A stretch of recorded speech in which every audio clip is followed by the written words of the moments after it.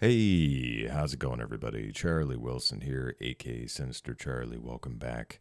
Got some more Fat Electrician to watch. The Black Swallow of Death, Eugene Bullard. I don't know who this is. I don't know what this is about, but I guess we're going to find out together. I just liked it before I started the video. So if you could also like and subscribe to this if you like the video. I don't want you to blindly just subscribe, but if you like it. So yeah, let's go ahead and get into it. Go. This is one of those stories that if they ever actually try to make a movie out of it, they will intentionally ruin it because the truth seems that unbelievable. Word. Quack. Today we're talking about a professional boxer, a professional jazz musician, a World War I machine gunner decorated for valor on the battlefield, a spy, the world's first black combat pilot who also is probably the first man to take a capuchin monkey into combat as well. And just to be clear, this is not like the A-Team Avengers type group that I'm laying out before you know. This is all one guy. His name's Eugene Bullard. His friends called him Sparrow. Everybody else just called him the Black Swallow of Death. And for further clarification, Eugene is most well known for being the world's first black combat pilot, but honestly, while that is a great achievement, it's one of the shortest and least interesting parts of his life story, which we're gonna get to right after a word from our sponsor. All right. Do you have sponsors? Are there any? Oh. Yeah. Where are you? I'm shopping. We're supposed to do the delete me ad. I don't know what to tell you. What? This is how we pay the bills so you can go shopping. Okay, well, I'll get a body. His wife is pretty funny. What does that even mean? You'll see. Delete me! All right. Is that What is happening right now? Oh, okay. Sup, dude? Anyways, Delete Me, biggest sponsor of the channel. You guys know the deal by now. You give them money, they make sure the data brokers on the internet are not selling your personal information. We sit through ads. These data brokers are legally required to stop selling your information if you ask them to the right way. Unfortunately, each data broker has a different right way. And Delete Me knows all of them. Not only do they go and they get all that information taken down, they continue to monitor all these data brokers in case they get your information again, and then they tell them to quit selling it again. Buh! You can actually do all that yourself. Buh! I mean, yeah, you could. You could also wire your own house and grow your own food, but at some point it becomes more cost and time effective. I'm working on that. To just let the professionals do their job, and plus, they'll probably do a better job to begin with. I mean, here's the results they got from me. They reviewed over 18,000 listings from over 180 different data brokers and gotten over 3,000 listings removed almost every single month. And to be honest, I have absolutely no idea how long that would have taken me to do it if I decided to do it myself, but I'm 100% sure I would rather just pay Delete Me like $6 a month to do it for me. So if you're like me and you wanted to give Delete Me a try, I'm gonna have a link and a discount code down below. Let's get back to the video. Big acts. All right, October 9th, 1895, Eugene Bullard is born in Columbus, Georgia. He is the youngest of 7 siblings to William and Josephine Bullard. And as I'm sure you can imagine, growing up as a black child in the late 1800s, early 1900s in Georgia, aka the South, he experienced racism quite a bit at a very young age. Sure. His first exposure to this that he remembers was when he was about 5 or 6 years old. He noticed that all of the other white kids that were his friends started to treat him differently because their parents told them to. And to make everything 10 times worse, at the age of 5 or 6, not only does he have to come to grips with the fact that he's losing a bunch of his friends and that he's going to be treated differently in a negative way for the rest of his life for something that's totally outside of his control, but around this same point in time, his mother also passes away at the age of 37. Ooh. And these two horrific circumstances kind of mingle together in his mind. So not only is it every time... I'm 40, so yeah, that's pretty young. I'll be honest with you, I didn't grow up around a lot of black people when I was growing up in Scottsdale, Arizona. I know, that's crazy. But yeah, it's got to be rough, man. It's rough. He experiences racism, he has to deal with just the racism itself, but he's also constantly reminded of the fact, oh, by the way, your mom died when you were a small child. And the way this manifests to young Eugene is he basically just wants to run away. He wants to get away from racism because A, that would be awesome, and B, it's gonna allow him to not have to constantly be reminded of the fact that his mother died. And where he wants to run away to is this place that his grandfather and his dad always told him about where people weren't racist, a place across the ocean called France. Unfortunately, at this point in time, he's like 6 or 7 years old, and running away across an ocean is an impossible task for him, so he's just gonna have to stay put and deal with it for now. And this all comes to a head about a year later when he's 8 years old. His dad gets into an altercation at work. Now, William Bullard, his dad, is a single father in the South with 7 children. He is working his ass off, doing absolutely everything he can to provide for them. And the best job he's able to get at the time is working as a longshoreman, unloading cargo ships all day long. Now, he was a big guy to begin with. He's 6'3", but after unloading cargo ships for years on end, he is like 250 pounds of pure muscle on top of it. Because of this, he gets the nickname Big Ox. Now, despite the fact that he is a physically intimidating person, he still gets fucked with a lot at work, quite honestly, because they know that they can get away with it. He's a black guy. This is the South. He's not going to do shit because he's got 7 kids at home that are going to starve to death if he's not able to take care of him. So they just talk shit to his face and they treat him horribly. And Big Ox just puts up with it because it's literally all he can do if he wants to take care of his family. And this goes on for months and months. And there's this one dude at work in particular that's always fucking with him. His name's Billy Stevens. And Big Ox just ignores him. Billy Stevens talks shit. Big Ox. That does sound like a very redneck type name, doesn't it? Billy Stevens. Ooh. Ox just turns his back and walks away. And one day, Big Ox does just that. He turns his back and goes to walk away. And Billy Stevens grabs a hay baling hook and smacks him in the side of the head with it, splitting open all the skin on his skull. And Big Ox is now bleeding everywhere. He turns around, grabs him by the neck and the groin, lifts him over his head, and throws this man off a dock into a cargo ship with a massive thud at the bottom, presumably killing him. Big Ox immediately runs to the office of his boss, Mr. Bradley, who actually likes Big Ox and treats him with dignity and respect, explains what happened, and Mr. Bradley tells him, go home, lay low, I'm gonna take care of everything.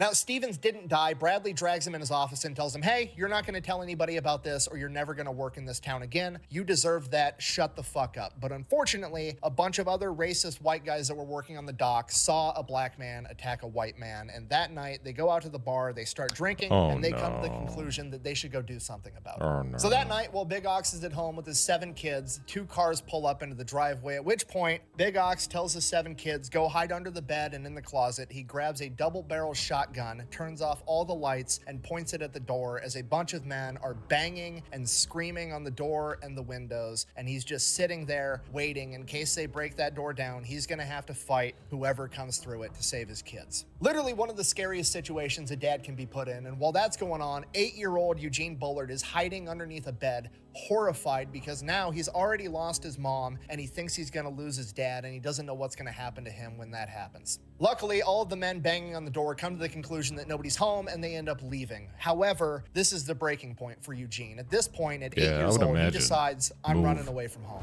So that's what he does. He runs away. But Big Ox tracks him down and drags him back home. So he runs away again. Big Ox tracks him down again and brings him back home. And this goes on as an 8-year-old, a 9-year-old, a 10-year-old, an 11-year-old. He's constantly running away from home, and Big Ox is constantly tracking him down and dragging him back home. But then, as a 12-year-old, he saves up his money, gets $1.50 to buy a train ticket, runs away from home, hops on a train to Atlanta, and once he hits a big city, Big Ox isn't able to track him down. Jeebus, 12. Not really having a plan on what he'd do if he ever made it this far, he doesn't know what to do next, so he's just looking for food and shelter and anybody that can point him in the general direction of the ocean and how to get on a boat to cross it. And what happens is he runs into a group of gypsies known as the Stanley tribe from Britain, and they end up telling him, hey, we're not from France, we're from Britain, but Britain's a lot like France. There's not as much racism as there is here in the South in America. That's true. You can hang out with us. We're going to be going back to Great Britain at some point, and we'll take you with us if you wanted to stay and hang out. So that's what he does. He lives with them for 6 months to a year, and what they were doing in America was they were taking care of horses and doing horse racing. So he learned everything about horses and ends up becoming a professional horse jockey himself. As I'm sure you can imagine, being a black jockey in the South, racism absolutely comes up and is definitely an issue for a young Eugene Bullard, at which point he finally, looks at the Stanley tribe and is like, hey, are we going back to Great Britain or not? I'm sick of all the racism. Yeah, that would piss me off too. No, we're not going back for a while. So he's like, cool, I'm going to part ways. I'm going to figure out a way across that ocean right now. So he separates from the Stanley tribe, ends up working his way up the coast. He heads towards Virginia. So he's like 14 years old, ends up making it to this port in Virginia, and then he's just like kind of wandering around like, what the fuck do I do now? Do I go up and just ask somebody if I can hitch a ride across the ocean? Like, what's my plan here? And then somebody just starts yelling at him like, hey, what are you doing? Pick up those boxes. Help me load this ship. Come over here. And then he's like, all right, Cool. Sure. So he does it, and he just starts working, and that's the story of how he got a job as a longshoreman, and he does that for months. And then eventually he's like, you know what? I'm just going to stow away on a ship. So he goes, hops on a cargo ship, no idea where that ship is going. The ship leaves port, and then like a day and a half later, it pulls into another port, and he's like, I don't think the ocean's that small. So they port again, and he asks somebody on the dock, like, hey, where are we? He's like, you're in Virginia. He's like, well, shit. Oh, God so he gets off the ship, goes around the port, finds It's like, God damn it, Virginia. That's the capital of the South, pretty much. Not anymore, but it used to be. the biggest ship in the port, thinking like, oh, if it's a big ship, it's probably going all the way across the ocean, right? So he stows away on that ship. Like a day into this trip, he gets caught being a stowaway, at which point all these German sailors, some of them speak English, some of them don't. The ones that are speaking English are like, hey, we recognize you from the dock. You were the kid that's loading all the ships. I mean, we can throw you in the brig. We can keep you as a prisoner and drop you off at the first port we hit. We have to drop you off at the first port regardless because you're a stowaway. But if you'd rather, you can just like work for us and we'll pay you and then we'll drop you off when we get there. And he's like, cool, sounds great. Works his ass off. Everybody on the crew ends up loving him. And because they're all German, Eugene actually ends up learning how to speak German. So he works for the entire voyage. They end up in Scotland. They end up paying him $25 in earned wages. They give him clothes, a bunch of supplies, everything they can because they do like him. And he ends up just walking off the dock into Scotland with basically nothing to make a new life for himself. Sparrow. Now, Scotland at this point in time, definitely different from the South in America. No. Most of the people there, not really racist at all. However, they'd also never really seen a black person. So everybody just calls him Jack Johnson, who was the world heavyweight champion at the time. That was a black man. I know a lot about Jack Johnson, actually, for some reason. I'm not sure if he fought, like, did he fight Marciano? I can't remember. I can't remember if he's even a heavyweight. Probably the most famous black man in the world at this point, and everybody just associates him with Jack Johnson. It's not because he's black, though, right? What? Okay. No, I just don't think so. Not really knowing what to do, he ends up being a street performer for a little while, and then he goes back to being a longshoreman full-time, earning a decent wage. And you gotta remember, he's like 15, 16 at this point. He's finally going through puberty, and he's being a longshoreman unloading cargo ships all day long. So he just gets absolutely jacked, just like his dad. So he's working Monday through Friday on the docks, and then on the weekends, he's being a street performer. And then one day, he sees this one performance where there's like, you know, the big bucket of water, and you're sitting on the thing, and somebody throws a ball, hits a target, and then dunks the person into the water. And he's like, oh, I'm gonna try that as like the only black guy these people have ever seen. I bet I'll make a ton of money. So he gets a dunk tank set up, calls the thing Dunk the Darky, and the entire time he's sitting on like, you know, the plank or whatever it is that he's sitting on that's gonna drop out when the target gets Hey, man, if you're going to make money off of racism, I mean, that's the way to do it, I guess. hit. He's just talking shit to everybody walking by. So he starts making a ton of money. I mean, all the street performances that he did well because he was the only black guy around, and that was a spectacle in that of itself. But now that he's sitting there talking shit to people, the first time these people have ever seen a black man, and he's talking smack to their face, and they get to pay $1 and then dunk him into water, like, he makes a ton of money. And then he ends up turning it into like this Tootsie Pop type situation, you know, like how many licks does it take? He's like, oh, I've been dunked 9 times tonight. You better try for the 10th, and maybe that'll be the one that's enough to wash the black off me, and then I'll look like the rest of you motherfuckers. This thing ends up making him so much money that just working Saturday night, he makes more money than his entire salary as a full-time longshoreman. So now he's like, fuck it, I'm just gonna do this Friday, Saturday night. I'll make more money, and then I have the entire week free to go do something else. So now that he's got all this free time on his hands, he's like, okay, well, what do I want to do now? And he just thinks to himself, like, oh, well, I mean, everybody already calls me Jack Johnson and assumes I'm a boxer. I bet I do pretty well as a boxer and make a ton of money doing that if I tried that as well. So he tracks down this boxing gym, goes inside. The boxing trainer has like zero interest in training him. But Eugene, being Eugene, isn't going to take no for an answer. So despite the fact that the boxing coach isn't going to train him, he's like, I'm just going to hang around the gym and I'm going to work here for free. And that's what he does. And he works there for free for months. That's the way to do it. Doing everything that needs to be done without being told so. And then eventually the boxing coach is like, fuck, fine. Okay, put some gloves on, come over here. And he starts training Eugene how to box. So that's what he does. He's training full-time to be a boxer Monday through Friday, and then on the weekends, he's making all of his money doing the dunk tank thing. And after about 6 months, he ends up taking his first pro fight at 16 years old. During that fight, he's so fast and borderline untouchable, he ends up earning his first nickname, Sparrow. He crushes it, does great. Now he's making money as a professional boxer. And early on in his career, one of the first cards that he ends up fighting on is being headlined by another black American boxer known as the Dixie Kid. His real name is Aaron Lister. He is the world welterweight champion. Lister, is he Is he the father of Sonny Lister?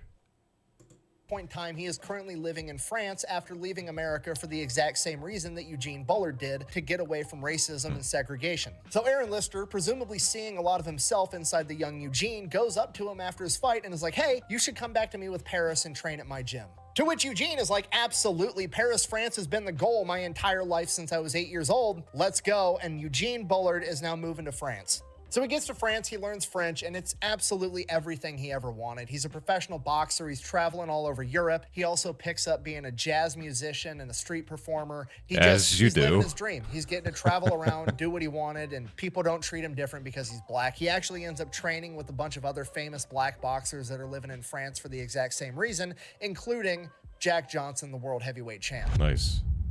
Aw, no more fun.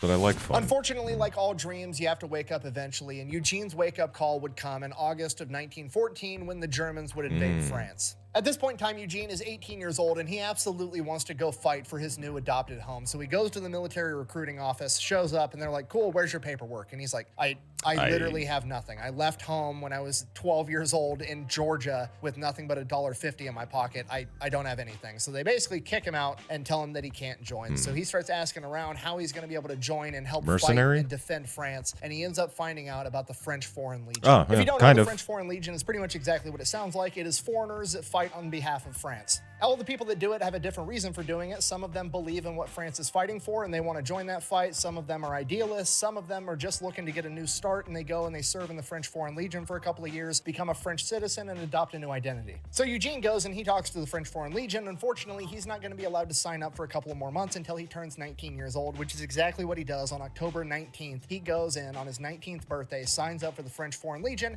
and goes straight into training. Now, the French Foreign Legion is pretty well known and very prestigious, and their training process and their qualification process is known to be extremely tough, and a lot of people don't make it through to become legionnaires. But at the end of the day, this is Eugene Bullard we're talking about, right? He was a professional horse jockey at the age of 12. He's been doing manual labor with grown men since he was 13. Indeed. And he's been a pro boxer since he was 16 years old. There's nothing that this training is going to throw at him that he hasn't voluntarily done to himself already. So Bullard obviously absolutely crushes it, graduates top of his class, becomes a legionnaire. And because he did so well in training, he gets rewarded by getting to carry the machine gun into battle. Honestly, it's just nice to know that all the other militaries across the planet do the same exact shit. Like, oh, wow, you did a great job. Here's your reward. You get to carry the heavy gun. Also, yeah, luckily I didn't have to. I wasn't qualified on the 50 cal when I was in Iraq. I had an M240 Bravo, which is a lot lighter.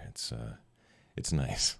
So as soon as we get into a firefight, everybody's going to shoot at you first. But Eugene doesn't care. He's ready to go off and fight for his new home, France. He is part of the 3rd Marching Corps of the French Legionnaires, and they receive orders to go to the Western Front near the Somme River in November of 1914. So they take off marching on foot, and they reach the Western Front by early December. And according to legend, one of the first things that Eugene Bullard is told to do is to go and guard one of the flanks during a major German offensive where he needs to hold the line to keep all the other legionnaires from being overrun on the flank. Bullard's manning his machine gun, cutting down wave after wave of German, while the rest of the men in his team run back and forth, getting more and more ammo for Bullard to continue doing this. This went on for so long, and the gun got so hot that it actually boiled off all of the water in its water cooling system, and the gun overheated entirely and was no longer operable. Okay, this is not good. The Germans are still coming. There's no time to run off and get more water, and they can't hold this flank with just bolt-action rifles. They got to do something, and they need to do it fast. So Eugene, thinking quick, does the only thing that comes to mind. He climbs out of the trench, stands up in front of his machine gun, opens up the water coolant tank, and proceeds to piss into it in front of all of the Germans. And that's what I call high-quality H2O. And somehow, thankfully, he doesn't get hit. I don't know if that's divine intervention. I don't know if the Germans had also never seen a black guy, so they were just taken off guard by seeing this dude jump out of a trench and piss into a machine gun, you know, like what?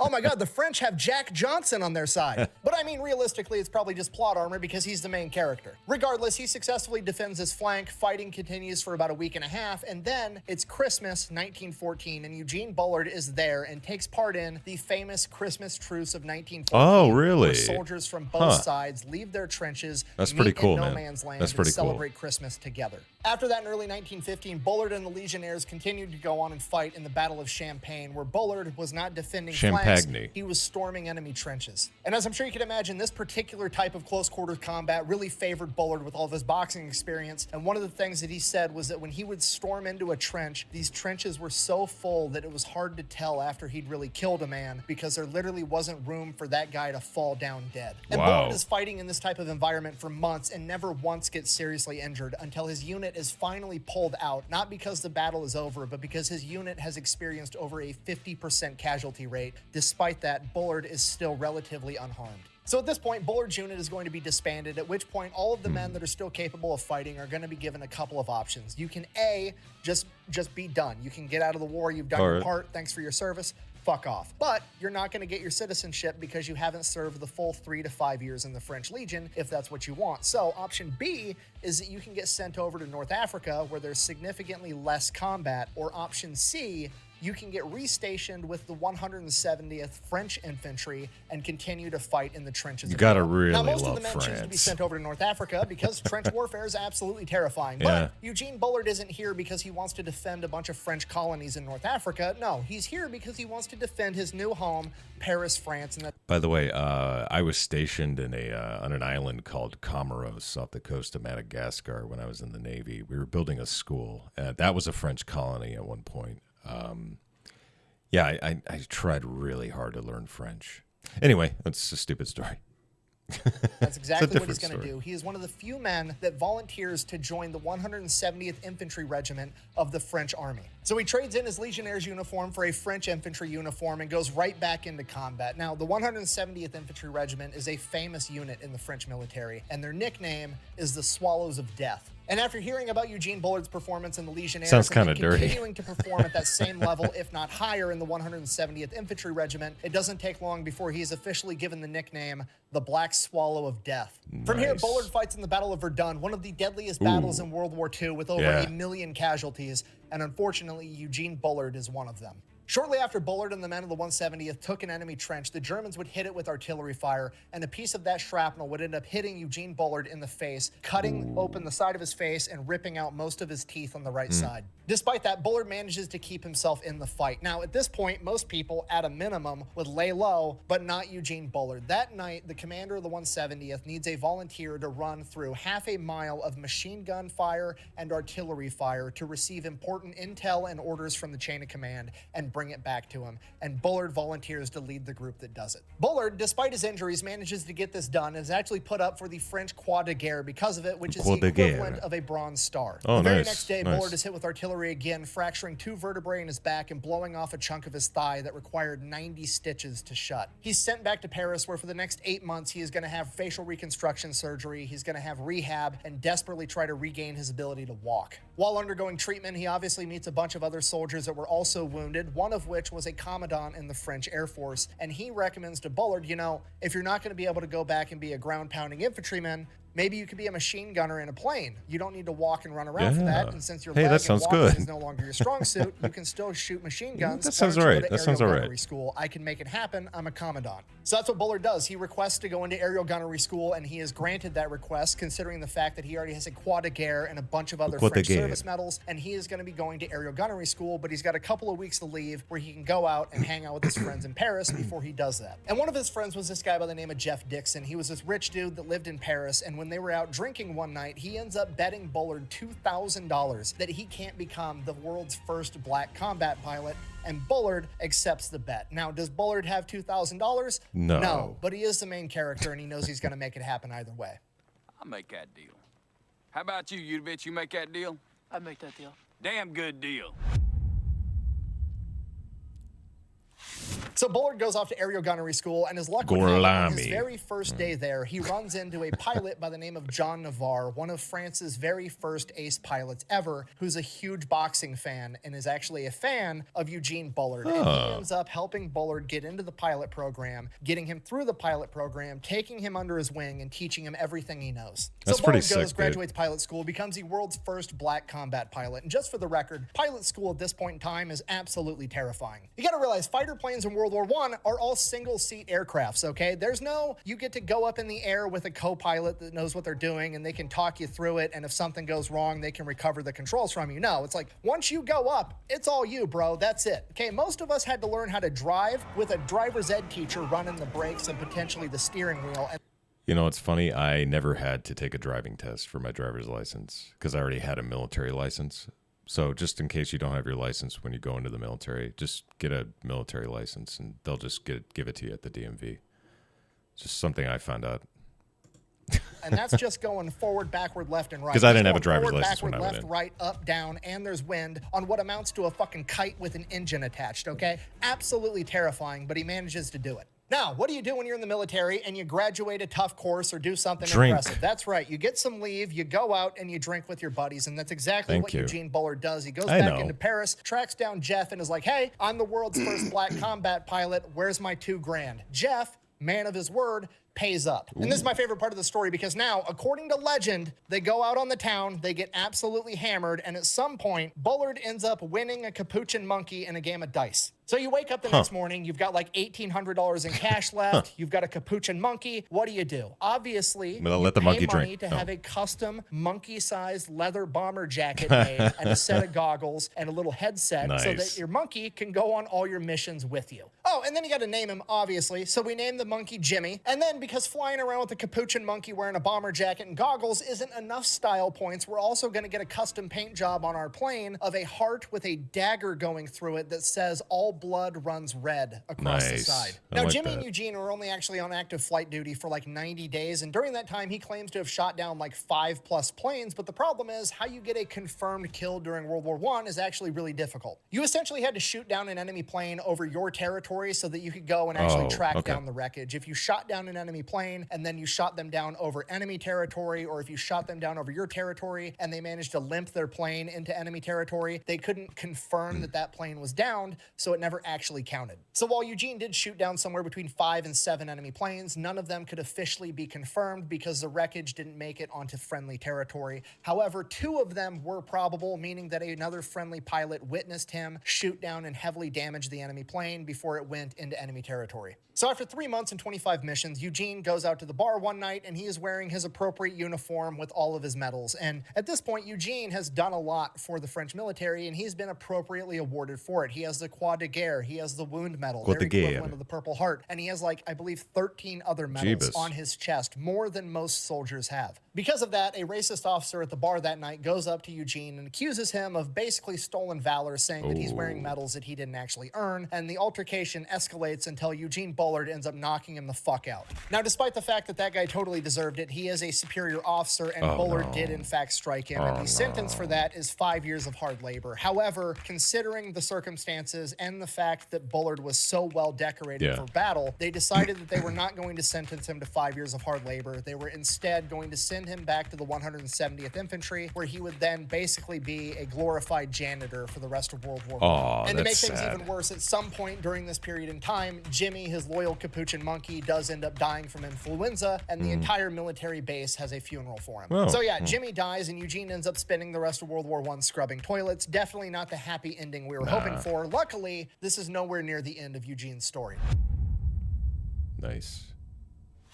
So World War I comes to an end. Eugene gets released from service, not really knowing what to do next. He just goes back to pro boxing, goes in there, has his first fight. His legs are still messed up. He can't move as quick or as fast as he used to. Despite that, he goes in there, knocks out his opponent, but he breaks his right hand in the process. And to make things worse, the promoter slips out the back door before he pays Bullard, so Bullard doesn't even get paid for this pro fight where he just broke his hand. So Bullard chases this promoter down the alley, chases him down, knocks him on the ground, roughs him up a little bit, takes this wad of cash out from his jacket, takes exactly the amount that Bullard was supposed to get paid, takes that for himself, and throws the rest of the money at the guy and goes back home. So at this point, Bullard comes to grips with reality. He's not the young man he once was. He's got a messed up leg. He's got a messed up back from the war. On top of that, he just broke his hand. He's not going to be able to be a... Dude, I got such a messed up back. I think everybody who watches this channel knows. I can't sit for more than an hour anymore. And I didn't go nearly half of the stuff that guy went through.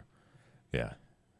Prize fighter for much longer, if at all. So he decides he's going to retire from pro boxing, and he decides his next thing is going to be teaching boxing. So he takes all of the money that he has saved up from the war, from that bet he won from winning that prize fight, and he goes and he opens his own boxing gym. Right out of the gate, it's a huge success. He already knows all the pro boxers in town. He's known as a war hero. Like, of course you want to send your kid to go learn how to box from Eugene Bullard, the Black Swallow of Death. Like, the dude couldn't not be successful at this. So the boxing gym is a huge success. He takes the money that he makes from that and reinvests it into a cafe, and that cafe turns into a bar/nightclub. Now, because all the world-class pro boxers in the area want to go and train at Bullard's gym, it only makes sense that they're also going to want to go drink and hang out at his bar and his nightclub. Absolutely. And you want to know who enjoys hanging out with all the world-class boxers? All the rich, famous, wealthy people in the area as well. So now Bullard's nightclub/bar turns into this really high-end establishment. The problem is bars at this point in time have to close early in Paris, but there's a loophole. A bar sells individual drinks. So what Bullard does is he changes it, and he no longer sells a pint of beer, a drink of whiskey. He only sells full bottles. He turns it into a bottle club, meaning that he doesn't have to shut down at all. So now not only is he attracting super high-end clientele, they're also going to be spending a ton of money, and he doesn't have to shut down early like everybody else. So Bullard's Bottle Club ends up being the place to hang out and party in Paris if you're rich, powerful, and famous. All the high-ranking military officers are going there. Bullard's buddies with all of them. Okay, Louis Armstrong performs there and is personally friends with Eugene Bullard. You know, Louis Armstrong, the famous jazz musician that sings "It's a Wonderful World." Josephine Baker performs at his club, who was like the it girl at this point in time. Okay, F. Scott Fitzgerald is his personal friend, the guy that wrote The Great Gatsby. Hemingway ends up hanging out there so much that he based a character off of Eugene Bullard. Okay, the fact that most people have no idea who Eugene Bullard is, despite the fact that he's like one of the biggest main characters of all time, is absolutely insane, okay? Not only are all the other main characters from all over the world flocking to his nightclub in Paris to hang out with him, but people that are seemingly nobodies, that are just adjacent to him, somehow, seemingly through divine intervention, go on to also become humongous main characters. Because you want to know who the dishwasher is at Eugene Bullard's Bottle nightclub? It's fucking Langston Hughes. One of the most influential people of the 20th century is doing dishes in the back at Bullard's club. So Bullard is like the pinnacle of social society in Paris at this point in time. Like, I guess I'm never gonna. Well, I guess I could look it up later, but I don't know who that is. Yeah, I was born in the '80s. I don't know who that is. Everybody wants to hang out at his nightclub. He's a war hero. Everybody knows who he is. So during this time, he also ends up falling in love and marrying a woman by the name of Marcel. And Marcel is basically this heiress to this super rich French family. So they end up dating for a while. They end up getting married. Everything's going great. They decide they're going to start having kids. She ends up giving birth to Bullard's son, who unfortunately passes away at 6 months old from pneumonia. This scars Bullard for the rest of his life. Despite that, they do end up trying to have more kids. And in 1924, they're lucky enough to have a daughter, Jacqueline, and then again in 1927 they have another daughter, Lolita. And for the next couple of years after that, he's living the dream. He's getting everything that he hoped that he was fighting for. He's getting to have breakfast and lunch with Hey man, sometimes running away is the best thing, man. Dude running away at 12, that's crazy. His daughters every day before he goes off to work to run his nightclub. He has this, wife that they're fortunate enough that she gets to be a stay-at-home mom, and everything's going great. Unfortunately, when Marcel's parents pass away, they end up leaving her a fortune, at which point she gets a little bit tired of her husband always working at this nightclub all the time. She's super rich, and she just expects him to sell the nightclub, live off of their fortune, and they can go to the opera and just have fun for the rest of their life. But that's not who Eugene Bullard is. He wants to work for everything that he has. He wants to punch his own ticket. He wants to make his own way. He doesn't want to live off of another man's fortune, so he refuses to do it. This ends up causing a rift between Bullard and Marcel, and eventually she would end up leaving Bullard and both their daughters. Bullard ends up telling his daughters that the mom actually passed away. I'm not sure why. I'm assuming it's because the mom wanted nothing to do with them, and he thought maybe it would be easier for the daughters to come to grips with the fact that their mom got sick and died, and not their mom just doesn't want them anymore. Regardless, Bullard now finds himself in the very same situation that his father was in, a single dad looking out for his kids in the world. And if that wasn't bad enough, as time goes on and we get further from World War I and closer to World War II, more and more travelers are coming into Paris. You have Americans that are coming back to the place that they had fought in World War I to visit, particularly a lot of white men from the South that think that they can act exactly how they act in, I don't know, Mississippi or Georgia at the time, and they think that they're going to be able to come over to Paris and fuck with anybody that happens to be black, particularly Eugene Bullard. And to be completely honest, it pretty much never works out for them. They all get their ass whooped by Eugene Bullard, and then the cops show up, and they are like, oh, wow, now the black guy's going to get arrested because he had the audacity to hit a white man, and that is not the case because the cops show up, and they're like, oh, what's up, Eugene Bullard, kingpin of Paris that everybody loves? Is this another racist asshole that tried to beat you up because you're black? Yeah, cool. We'll arrest his ass. And this happens like damn near hundreds of times. In addition to that, there's another... It's not awesome that he's getting messed with because he's black, but that's pretty cool, man. Sorry, there's a lot of noise going on outside my room. I just moved into a new place, sorry. Anyway, it's not cool that he got messed with, but it's cool that the police are on his side.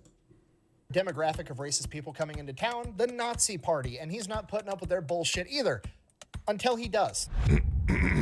Oh, he's a spy too, huh? And the reason he starts putting up with them is because he realizes he's a perfect spy and he starts working with the French resistance. That's crazy. You see, his high-profile club attracts high-profile Nazi officers, and they view him as just some dumb black guy. He definitely... Is this where Tarantino got the inspiration for Inglourious Bastards? Because it sounds kind of like that. I think it's a different story, but I mean, it might be the inspiration for it. I don't know. They can't speak French and German and English, so they can just say whatever they want in front of him because he's not going to be able to understand what they're talking about. So he eavesdrops on high-profile Nazi officers all the time and reports it back to the French resistance. And he's so effective at it, they actually end up assigning him like a full-time French resistance spy. Her name is Cleopatra Terrier, or as everybody calls her, Kitty. In addition to working with Kitty, he also starts to get Josephine Baker, the famous woman I mentioned earlier, to start being a spy as well. Now, the problem with that is him catering to Nazis kind of pisses everybody off, and he can't just go out and tell everybody, like, hey, I'm actually being a spy and setting them up. So he just kind of has to, like, let everybody think that he's being friendly with the Nazis when that's not his goal at all. So the general public's kind of pissed off at Eugene, and this all comes to a head when this drunk gangster comes staggering into his club at like 2 p.m. asking where Bullard is. So Eugene comes out from the back, and this gangster immediately shoots him in the stomach. Ooh. Now, Bullard, having just been shot, immediately collapses. No, I'm just kidding. The man has plot armor. He then proceeds to bum rush the guy, take the gun away from him, and then beat him unconscious and halfway to death with a bottle. That's what they tell you. Run towards a gun, run away from a knife. That's good stuff, man. Bottle of booze before collapsing. So his partner Kitty and his employees end up getting him to the hospital, at which point the doctor examines him, basically says the bullet ricocheted around inside your intestines before exiting by your right hip. You're like 99% gonna die. I'd start getting your affairs in order. Sepsis is gonna set in soon. Sorry. To which Bullard basically replied like, nah, I'm good, actually. I'm a very busy guy. I've got kids I got to take care of, employees, running a couple of businesses, being a spy. I'm too busy to die right now. Basically just wills himself to live after the doctor told him he's going to die, makes a full recovery. He's perfectly fine. Bring your punk ass over here and talk shit. You be spitting out teeth, bitch. I'm not a big fan of C.T. Fletcher, I'm going to be honest with you. Not a huge fan. Now, the gang that the shooter was a member of was actually hardcore anti-Nazi, and they were working with a branch of the French resistance, but it was a different branch than what Bullard was working with. So they had basically put a hit out on Bullard to have him killed because they thought he was a hardcore Nazi sympathizer, not realizing that they were on the same team the entire time, and the whole thing was just one big miscommunication. So the gang members apologize profusely. They pay him off and beg him not to press charges. They give him a bunch of money, to make up for all the money that he lost by not being able to operate his club the entire time, at which point Bullard is like, okay, I guess, and that's pretty much it. So Bullard goes right back to doing what he was doing. He's running his businesses, he's being a spy, everything's going fine, and then one day from the French resistance, he gets word that, hey, the Germans they're kind of onto you. They don't know exactly who you are, but they do know that one of our top spies is a black dude that either runs or works in this nightclub, and he's like one of our top guys, which kind of narrows it down to you. Yeah. So just be aware of that. But it's not really an issue because the Germans haven't invaded France until they do. Yeah. And as soon as that happens, now it's a humongous fucking issue. So after the Germans invade France, he basically has to board up all his businesses. It's impossible to run a business in France at this point in time. And at this point, he has two options. He either has to, A, cut and run, flee to a different country, or B, at the age of 44, he has to go get a gun and fight the Germans. And this is Eugene Bullard. He's going to fight the Germans. Tracks down the 170th Infantry Regiment, his own unit, and he's going to go fight with them. He takes a couple of $100, gives the rest of his life savings to his partner Kitty, tells Kitty to watch after his girls until he comes back, and if he dies, get his girls somewhere safe. He loads up a 50-pound backpack with wine, cigarettes, and sardines, which is basically beef jerky, and heads off to the front line to link up with the 170th at the age of 44 years old. Okay, can we just take a minute to appreciate what a fucking gangster Eugene Bullard is? Like, the Germans attack, everybody else is fleeing the country, and his immediate knee-jerk reaction is like, I need a big backpack, I need cigarettes, booze, canned meat, and money for more cigarettes. I'll find a gun along the way. I'm gonna go fight these motherfuckers again, double or nothing, at the age of 44. Time to go home. So that's it. Bullard sets off. He's going to go rejoin the 170th and fight the Nazis. He gets about halfway there, and then suddenly, all the people are headed the other direction, including a bunch of wounded soldiers. The 170th has been completely wiped out. So Bullard's like, okay, cool. I'm going to turn around too. I'll head back to Paris, check on my kids. I'll find out where a different army unit is, and then I'll go join them. So he gets back to Paris. Germans already have control of it, and it is under complete lockdown. He can't even get in there to check on his kids. Now, there's still pockets of resistance, so he starts asking around, finds out that there's a big unit right outside of Lyon, so he heads that way, ends up linking up with some of the soldiers there, at which point he's like, okay, I'm just going to join you guys. They're like, you're kind of old. You need to go talk to the major in charge. So they send him that way. He goes to the major, walks in. Sure enough, it's a guy that he fought with at Verdun. This major immediately recognizes Bullard as the complete badass he was from World War I, immediately promotes him to sergeant and gives him control of a machine gun squad. He then sends him out to this smaller village outside of Lyon so that they can defend it. On their way there, they get ambushed by the Germans and they get hit with German 88 artillery fire, and it ends up killing 11 men, wounding 16, including Bullard. One of the shells lands about 10 feet from him. It launched him 40 feet through the air and smacked him into the side of a building, shattering one of the vertebrae in his neck, breaking multiple ribs, messing up his entire side, and obviously giving him a humongous concussion. He gets drug out by one of the medics. He comes to in a hospital, at which point they're like, dude, we're gonna get overrun by Nazis at any minute. You're a black American that's fought against them.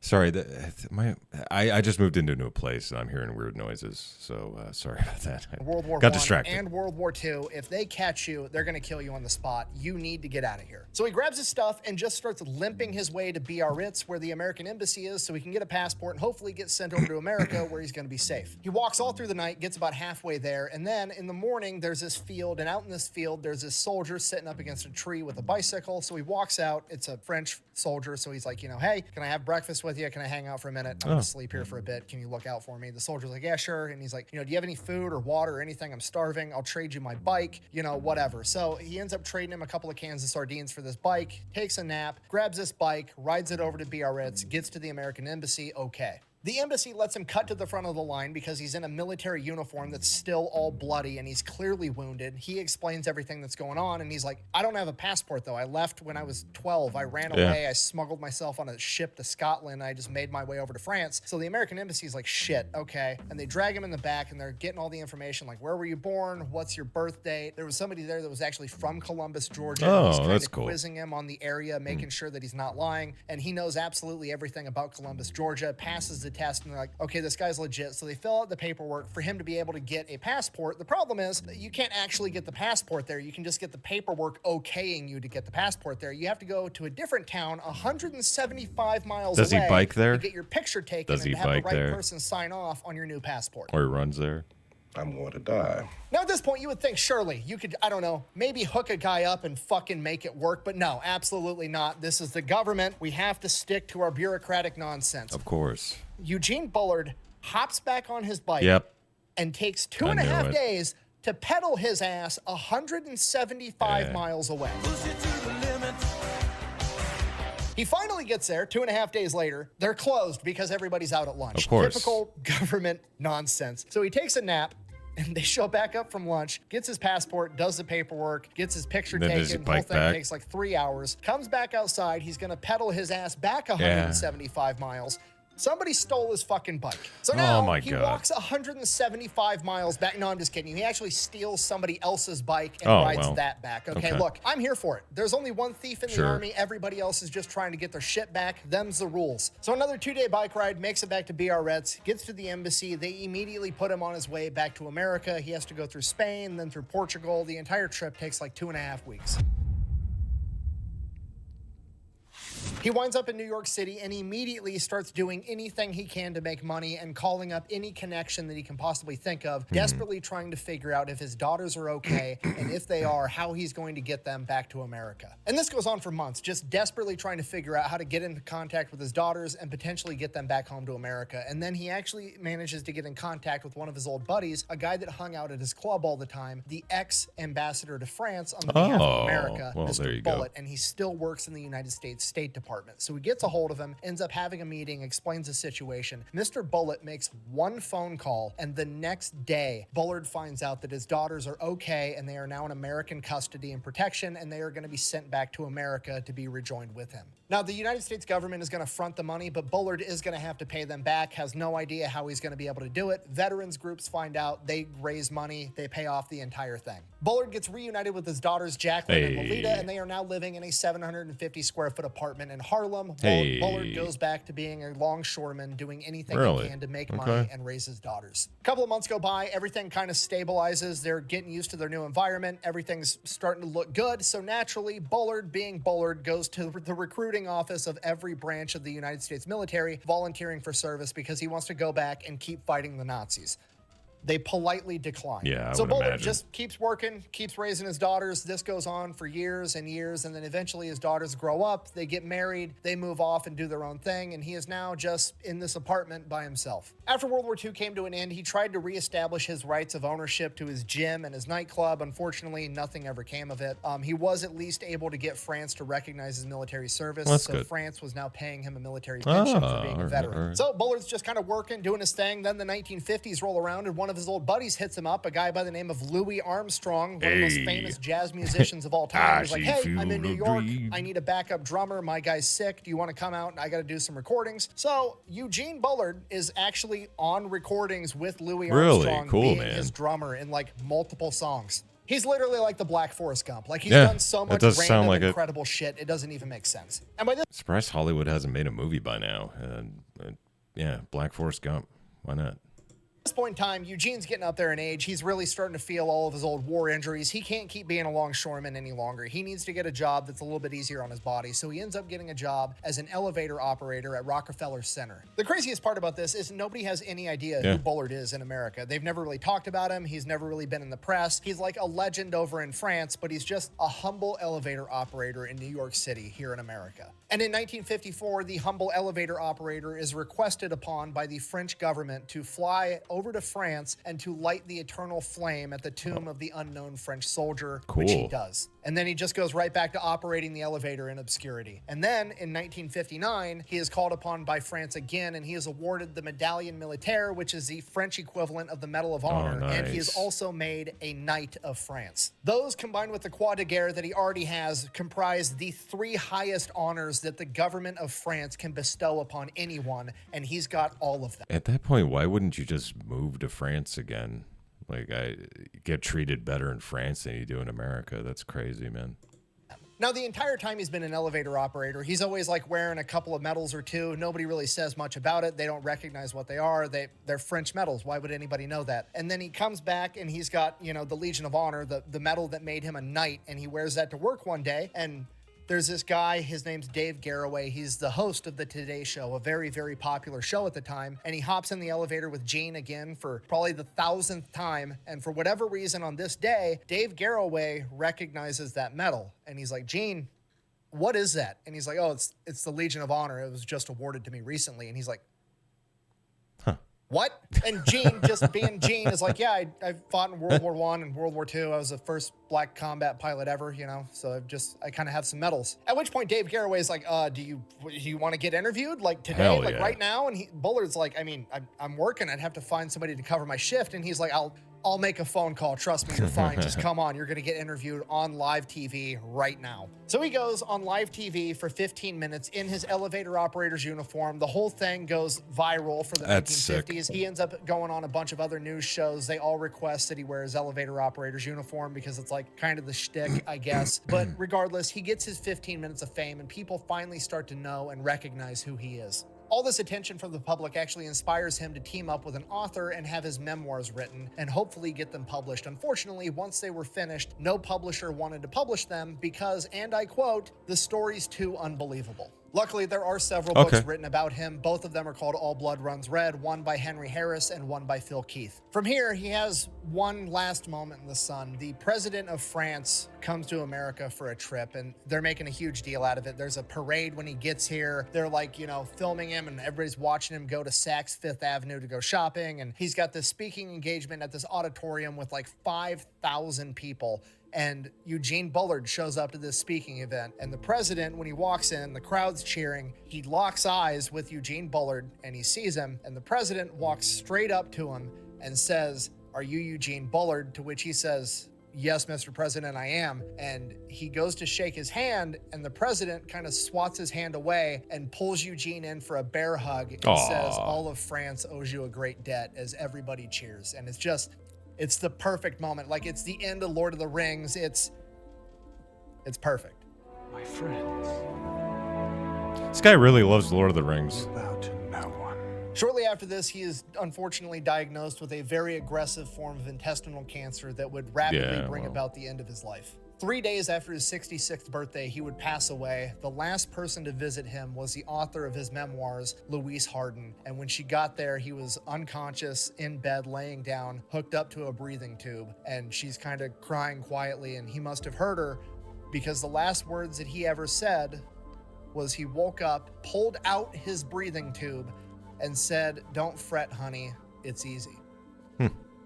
The dude can't even die without being a complete badass about it. At his request, he was buried in a simple plot at the Federation of French War Veterans Cemetery in Queens. His grave is marked by a 1-foot slab of concrete on top of it, bearing his name, his date of birth, and his date of death. Also, at his request, he was buried in his uniform, not his flight uniform, not the fancy suit that he wore while he was a spy and a nightclub owner, not with a set of boxing gloves, but in his French Legionnaire's uniform. Which tells me that at the end of the day, despite living one of the most incredible lives in human history, he didn't want to be remembered as the first black combat pilot, or the professional boxer, or the spy and the nightclub owner. He wanted to be remembered as a man that picked up a gun and went off into battle to fight for what he believed in, just like everybody else. Thank you for watching. Best way to support the channel is go buy some merch over at thefatelectrician.com. Quack bang, out.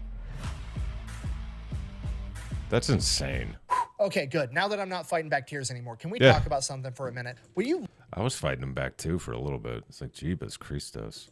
Sorry, I'm going to go over here. Look at this man right here. Okay, the dude has done like 12 different chapters of his life, and all of them are infinitely more badass than anything I will ever do. And he has the audacity to look like a professional male model the entire fucking time he does it. This is outrageous. Okay, I gotta go like hug my kids or something. I feel like I've accomplished nothing with my life after telling that story.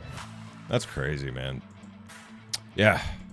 Oh, no, I didn't want to do that. Stop that. No, go back or don't. Oh, wait, it just went to a different thing. Okay, well, yeah. Dude, I was fighting him back there at the end a little bit. That's a really crazy story, man. That's like one of my favorite stories that Fat Electrician has done, honestly.